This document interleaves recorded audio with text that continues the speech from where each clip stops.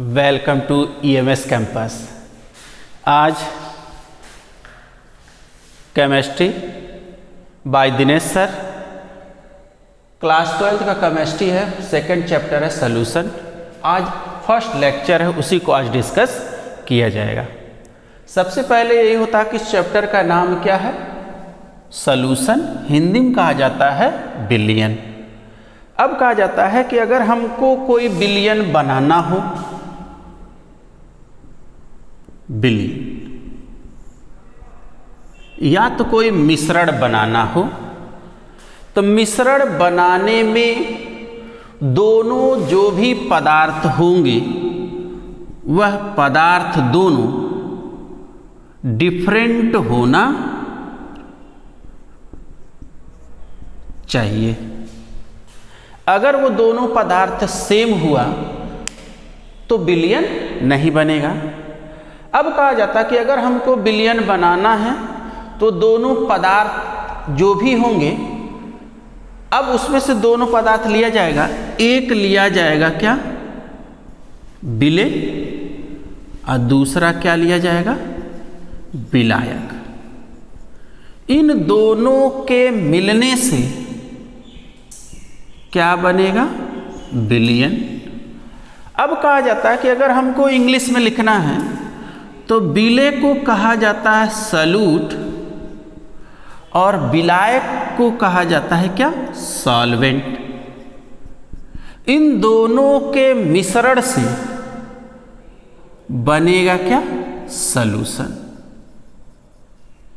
ये तो कंफर्म हो गया। अब ये देखा जाएगा कि किसकी मात्रा अधिक लें इन दोनों में से और किसकी मात्रा कम लें। अगर मिश्रण बनाना है तो हमेशा जो विलेय होगा उसकी मात्रा हम कम लेंगे और विलायक की मात्रा हमेशा क्या होगा, अधिक लेंगे। ठीक, इसको कहा जाता है क्या, घोल, और विलायक को कहा जाता है घोलक। तब भी हमारा क्या बनेगा, बिलियन। अब ये हो गया। अब ये हम कहें कि जो विलेय की मात्रा होगा वह कम मात्रा लेंगे और जो विलायक हो या सॉल्वेंट हो या घोलक हो उसका हम अधिक मात्रा लेते हैं। अब सपोज कीजिए अगर ये अधिक मात्रा और कम मात्रा है, तो जैसे हमको शरबत बनाना है तो कंसेप्ट यही है, अगर एक बोरा चीनी हो, उस एक बोरे चीनी में अगर एक गिलास पानी मिला देंगे तो कभी भी कोई विलयन या मिश्रण नहीं बनेगा। अब कहा जाता है कि अगर हमको एक अनुपात होना चाहिए, उस अनुपात में यही देखा जाएगा कि अगर हमारे पास 1 लीटर पानी है तो उसमें हम केवल 250 ग्राम का ही हम बिलियन मतलब चीनी लेंगे, तब जाकर हमारे पास कोई एक बिलियन बनेगा।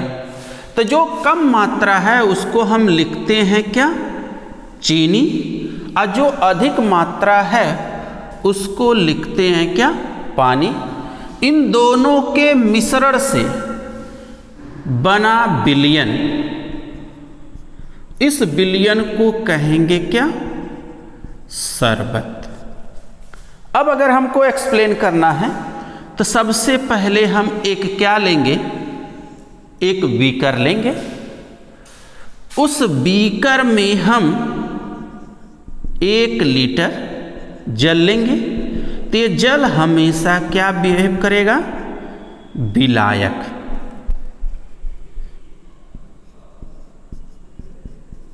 विलायक। अब कहा जा रहा है कि जब हमारे पास 1 लीटर पानी है तो उसको अगर हमको कोई बिलियन बनाना है तो उसमें हम विलेय की मात्रा जो मिलाएंगे उसकी मात्रा कम होगी, तो हम लेंगे क्या, चीनी। उस चीनी में कितना ग्राम, 250 ग्राम। तब जाकर हमारा क्या बनेगा, 1 बिलियन तैयार होगा।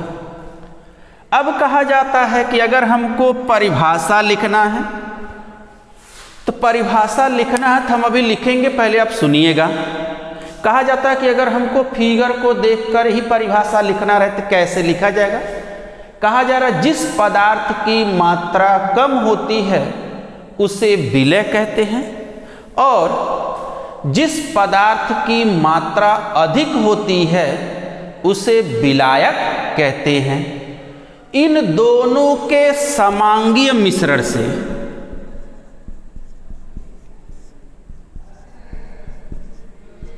समांगीय मिश्रण से समांगीय मिश्रण से बने हुए नए पदार्थ को हम क्या कहेंगे? विलयन। फिर से बता रहे हैं, जिस पदार्थ की मात्रा कम होती है उसे विलय कहते हैं और जिस पदार्थ की मात्रा अधिक होती है उसे विलायक कहते हैं। इन दोनों के समांगीय मिश्रण से बने हुए नए पदार्थ को विलयन कहते हैं। जैसे चीनी और पानी का विलयन। सेकंड एग्जाम्पल अगर हमको लिखना है, नमक और पानी का विलयन होगा। अगर हमको परिभाषा लिखना है तो परिभाषा लिखेंगे तो देखिए, जिस पदार्थ की मात्रा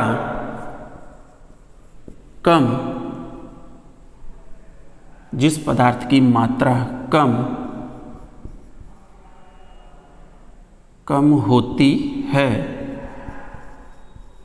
उसे विलय कहते हैं और जिस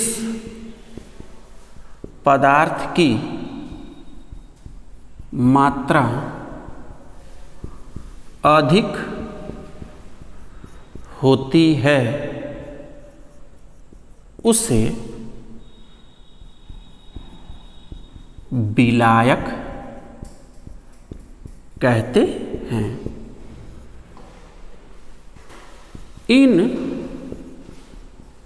दोनों के समांगीय मिश्रण से बने नए पदार्थ को विलयन कहते हैं। एग्जाम्पल आपको लिखना है, जैसे चीनी और पानी का विलयन। सेकेंड लिखना है, नमक और पानी का विलयन। ये दो एग्जाम्पल है। तो परिभाषा हम बोले भी हैं, लिख भी दिए हैं, एक बार और रिकॉल कर दे रहे हैं। जिस पदार्थ की मात्रा कम होती है उसे विलय कहते हैं और जिस पदार्थ की मात्रा अधिक होती है उसे विलायक कहते हैं। इन दोनों के समांगीय मिश्रण से बने हुए नए पदार्थ को विलयन कहते हैं। अब इतना तो हो गया। अब कहा जाता है विलयन के प्रकार। विलयन के प्रकार।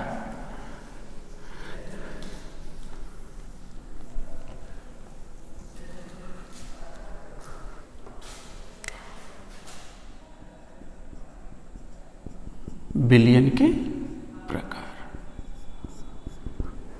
कहा जाता है। जो विलयन के प्रकार होते हैं, विलयन के प्रकार मुख्य रूप से 3 प्रकार के होते हैं, परंतु इसकी कितनी अवस्था होती है? 9 अवस्था होती है। कहा जाता है विलयन के कितने प्रकार? मुख्य रूप से 3 प्रकार, परंतु इसकी कितनी अवस्था होती है? 9 अवस्था होती है। तो कहा जाता है यह 9 प्रकार का होता है। हो गया। पहला है ठोस का ठोस विलयन,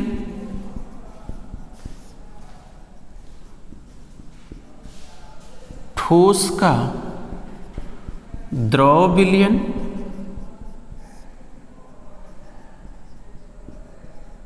ठोस का गैस विलयन,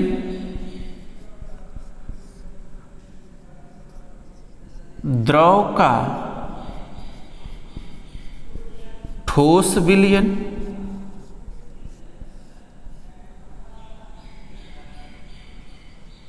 द्रव का द्रव विलयन,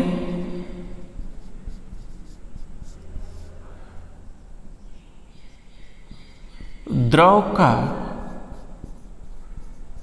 गैस विलयन,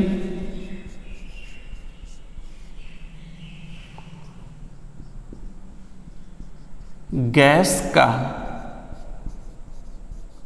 ठोस विलयन,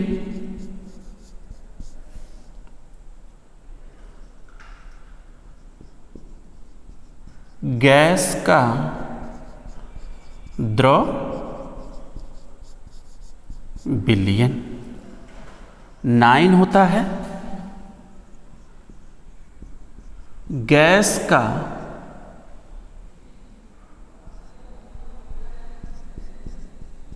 गैस विलयन। ये 9 प्रकार के होते हैं।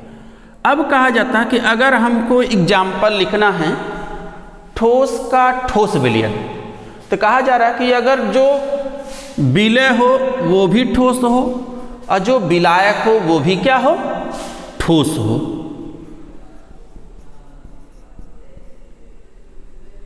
तब कहा जाता है कि हम कौन सा ऐसा एग्जाम्पल लिखें ठोस से ठोस में ही परिवर्तन हो। तो हम यहाँ पर लिखेंगे, आप लोग पढ़े होंगे अयस्क। अयस्क में आप जानते हो पीतल। अगर पीतल नहीं जानते होगे तो नेक्स्ट अगर पीतल की जगह दूसरा कोई एग्जाम्पल लिखना होगा तो हम लिखेंगे क्या, जर्मन सिल्वर। बहुत एग्जाम्पल हैं, बस हम 2 एग्जाम्पल लिख रहे हैं। हो गया। अब कहा जा रहा है ठोस का द्रव विलयन। अब हम कोई ऐसा एग्जाम्पल यूज करेंगे विलायक ठोस हो और विलय क्या हो, कम हो। तो अगर हम इसका कोई एग्जाम्पल देखें तो कौन सा ऐसा एग्जाम्पल देखें जो आसानी से हम इसका लिख सकते हैं। तो ठोस का द्रव में आप लोग जानते होंगे सोडियम अमलगम, सोडियम अमलगम। अब ये जो सोडियम अमलगम है, तो अमलगम का मतलब हो गया ठोस से किस में परिवर्तित होना, द्रव में परिवर्तित होता है। अगर अमलगम नहीं लिखना चाहते हैं तो आप लिख लीजिए क्या, पारा। हो गया। अब आता है, कहा जाता है कि ठोस का गैस विलयन, ठोस का गैस विलयन। अब अगर हमको कोई ठोस का गैस विलयन अगर हमको लिखना है तो कोई ऐसा एग्जाम्पल बताइए जो ठोस का क्या हो, गैस विलयन। तो आप लोग पढ़े होंगे हाई स्कूल में उत्प्रेरक का नाम सुने होंगे। तो कहा जाता है कि जो हाइड्रोजन गैस है पैलेडियम उत्प्रेरक, उत्प्रेरक हाइड्रोजन गैस पैलेडियम उत्प्रेरक, ठीक। वो होता है कि जब तक हाइड्रोजन गैस कब बनेगा, जब तक वह पैलेडियम उत्प्रेरक हम यूज नहीं करेंगे। अब आता है क्या, द्रव का ठोस विलयन। तो द्रव का ठोस विलयन यही है कि जो पानी है,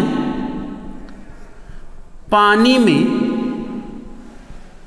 ग्लूकोज का मिश्रण। किसका मिश्रण, पानी में ग्लूकोज। तो ग्लूकोज ठोस हो गया, पानी क्या हो गया, द्रव हो गया।